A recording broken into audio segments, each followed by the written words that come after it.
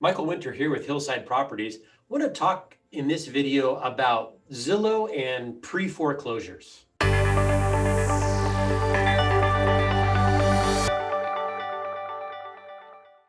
So almost every week I get calls from clients of mine, folks that are working to be investors, actual investors, and also just home buyers.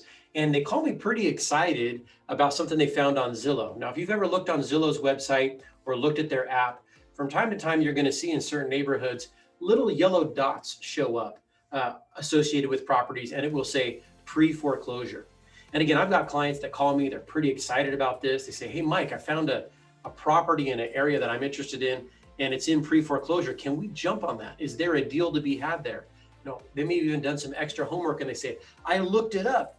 It's in pre-foreclosure and it's going to go to auction for $200,000. It's an $800,000 house. Well, over and over again, I have to have the same conversation. It's why I'm recording the video, because honestly, what that little yellow dot means, what pre-foreclosure means is that a borrower, most likely the owner of the home, has gotten behind on a couple of payments. So they may have missed one, two, or more than likely they've missed three or more payments to their lender. And the lender has simply taken the action of filing what's called a notice of default at the county recorder's office. And that's all that's happened, really, is that the borrower is a little behind on their payment. Now, in the case where they owe $100,000 or $200,000 and the home is worth $800,000, the likelihood of that property going to auction or anybody being able to purchase that property for just a fraction of the value, it's very unlikely. So it's really not worth a lot of time. It's not worth a lot of attention. And these pre-foreclosures, in most cases, there are a lot of remedies available to the borrower. That is, the current owner could get out of that spot in a lot of different ways. They could decide to put the home on the market for sale. They could decide to catch up on their payments. They could work out a deal with the borrower, with the lender, to where their payments could be forgiven or a forbearance could be done.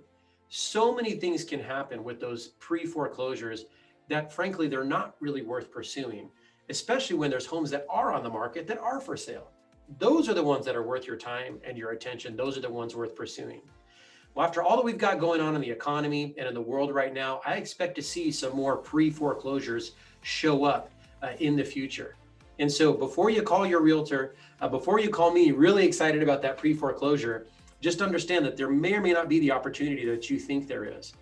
I would still welcome your phone call. I'd love to talk to you more about this, more about pre-foreclosures, but maybe even more about properties that are actually for sale. You've got access to my calendar right here. Click in there, see when I'm available. Let's schedule a time to get together and talk. I hope this is helpful. Again, it's just the tip of the iceberg, and I'd love to chat with you more about what's going on in our real estate market and how to help you meet your dreams and goals.